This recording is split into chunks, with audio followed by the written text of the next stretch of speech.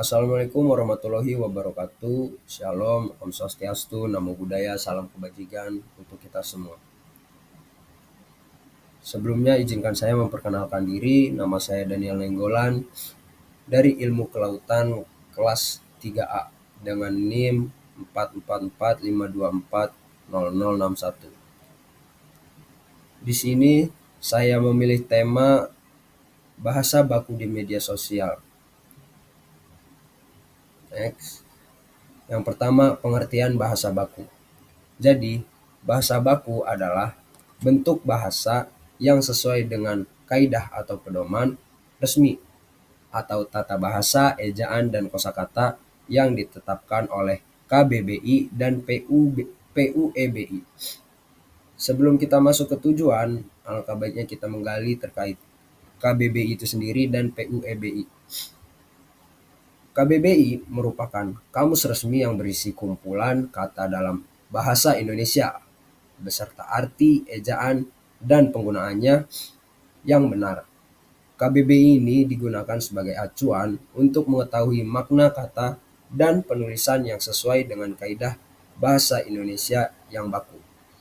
Kemudian ada PUEBI yang kepanjangannya itu Pedoman Umum Ejaan Bahasa Indonesia. Pedoman Umum Ejaan Bahasa Indonesia ini adalah aturan tentang cara menulis bahasa Indonesia yang benar, seperti cara penggunaan huruf besar dan kecil, penulisan kata, tanda baca, serta penulisan unsur serapan dari bahasa lain. Tujuannya supaya penulisan bahasa Indonesia jadi seragam, jelas, dan mudah dipahami oleh semua orang. Kemudian masuk ke tujuan penggunaan bahasa baku di media sosial. Penggunaan bahasa baku di media sosial itu supaya komunikasi tetap jelas, yang pertama. Terus yang kedua, menunjukkan jati diri bangsa.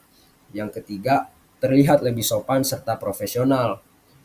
Walaupun di media sosial atau medsos orang sering pakai bahasa santai, tapi menggunakan bahasa baku bisa membantu biar enggak salah paham. Semua orang lebih mudah ngerti maksudnya dan tetap cocok atau sinkron kalau dipakai untuk hal yang resmi.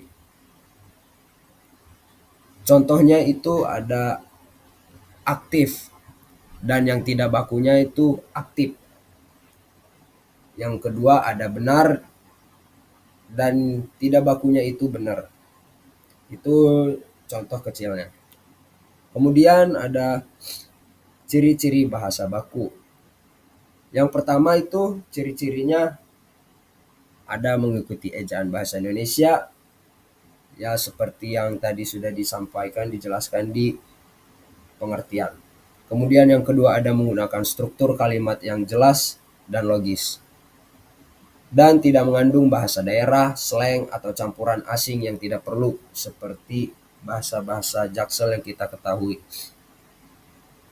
Umumnya juga digunakan pada situasi resmi atau formal, seperti tulisan akademik, surat resmi, dan konten-konten edukatif lainnya.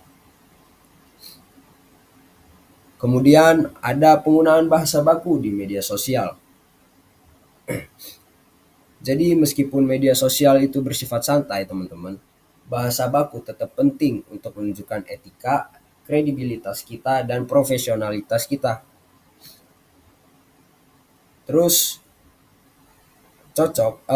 bahasa baku di media sosial, penggunaan bahasa baku di media sosial ini cocok dipakai saat konten edukatif seperti yang saya lakukan sekarang, kemudian opini publik dan kampanye sosial. Komentar yang ingin menyampaikan pesan dengan sopan dan jelas. Contoh yang benar yang pertama, terima kasih atas partisipasi Anda. Itu merupakan contoh yang benar, penggunaan bahasa baku yang benar di media sosial. Yang salahnya itu, makasih ya udah ikutan, seperti itu. Kemudian ada cara mengoreksi atau mengecek dan pentingnya bahasa baku.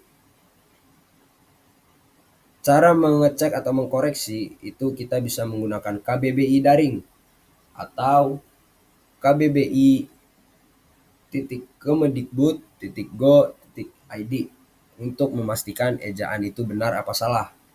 Lalu kemudian gunakan aplikasi pengecek ejaan atau situs seperti puebi.id.